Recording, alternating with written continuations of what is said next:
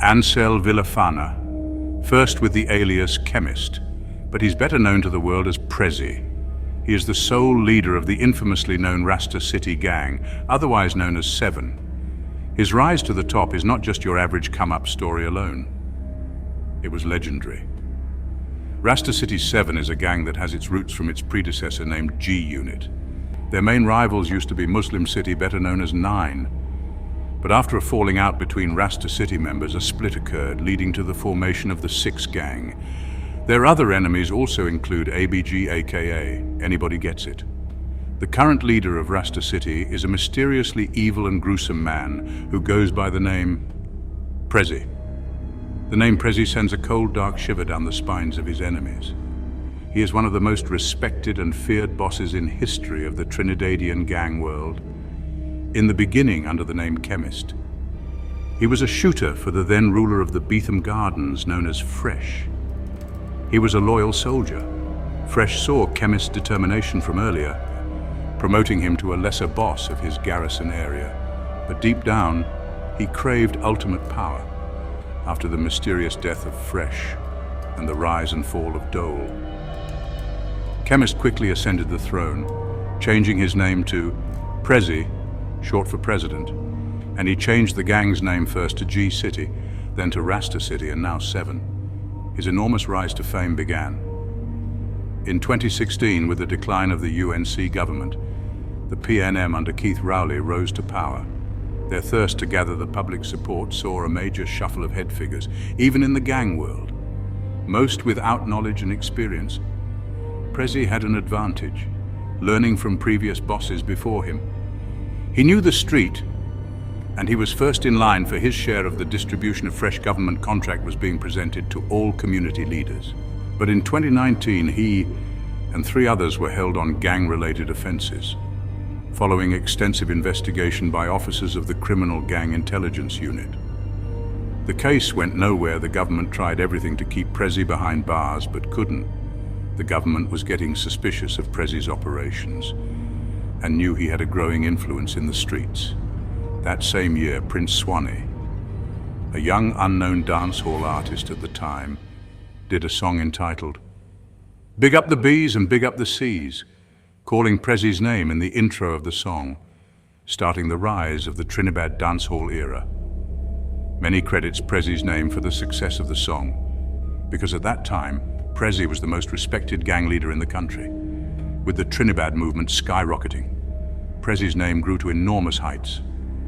But at that time, an unknown artist named Rebel 6 appeared, introducing an evil style of dancehall named Six, invented by Jamaican dancehall artist Squash. Six is a form of devil worship music with the symbols 666 at its center, and Prezi, a known Rastafarian, rejected it, and that led to a major split in the gang, with Tyson the leader at its head. Rebel 6, known for his outbursts on his Instagram lives, hinted of war, and when the Trinidad was at its height, the brink of an all-out war began. Not until the intervention of the then Police Commissioner Gary Griffith that a peace treaty was decided. In attendance were all gang leaders and all Trinidad dancehall artists, including the likes of Prince Swanee and 9 gang member Toppy Boss, hinting peace finally between the 7 and their long enemy, the Muslim 9 gang. The only person not in attendance was Rebel 6. He even reportedly went on a social media live and announced that he didn't want a peace treaty, and there was no peace. Not even 48 hours later, Rebel was dead. And knowing the faith of his artist, Tyson 6, reportedly turned a blind eye to the situation, knowing Rebel was out of line and had to be dealt with. Rumors of who killed Rebel 6 pointed to a setup by none other than Prince Swanee, who was under Prezi at the time, leading to Prezi being responsible.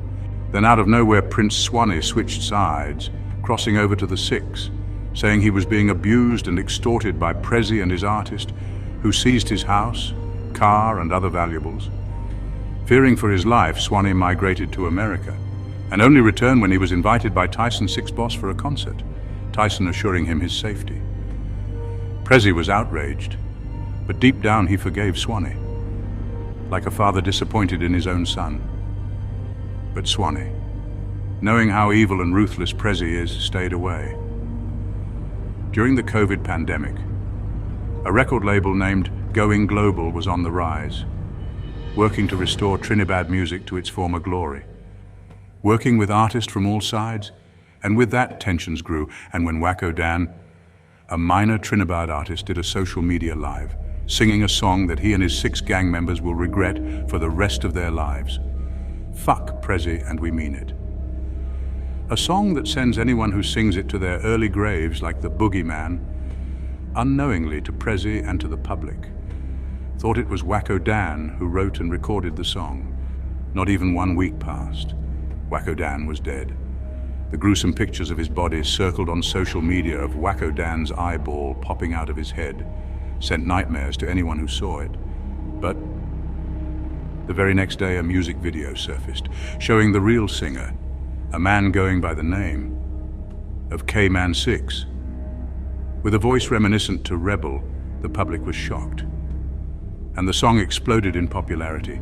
Soon the whole world would hear the song and concert halls full of people chanting the phrase, "Fuck Prezi and we mean it." That infuriated Prezi. When asked by his affiliates what did he think of the song, his only response, a sinister grin saying, "That small thing, knowing Prezi's reprisal will be swift and deadly." His silence was menacing. But without a word being uttered, shooters knew they had to act fast.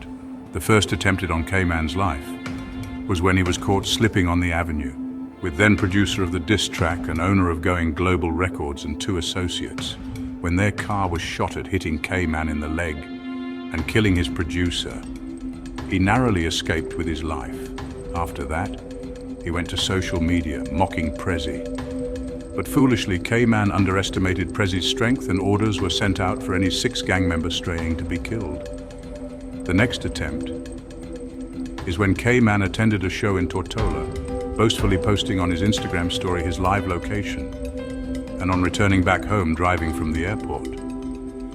K-Man's car was ambushed by a jeep of heavily armed masked men. Shots were fired at K-Man's car, causing it to flip, crashing into a nearby trailer. K-Man was the first to exit the vehicle, knowing how relentless they were out to kill him. He jumped a nearby fence. J-Man, a lesser no-shooter, and 2 others ran out after. The innocent driver was pinned down in the car, so he was easily put down by a heartless gunman. The others still gave chase, shooting and killing all except 2. And miraculously, K-Man 6 was one of them. A stray bullet from the incident even killed an innocent woman peeking through her window. Gruesome videos of the incident surface on social media, of dead bodies on the scorching hot highway, with K-Man 6 weeping uncontrollably over them. If he didn't feel Prezi's wrath before this time, he did. K-Man 6 was then ordered not to leave St. Paul Street by his boss Tyson. He was a prisoner in his own community. Prezi's reprisals were like a creeping lion attacking its prey. You'll never know when he strikes. K-Man 6 continues to not take accountability for some many death by his 1 diss track alone, and his music career is flourishing. Were they sacrificed? Questions are still unanswered, but Prezi continues to reign with no end in sight, proving he is the real G above all Gs. Big up, Prezi.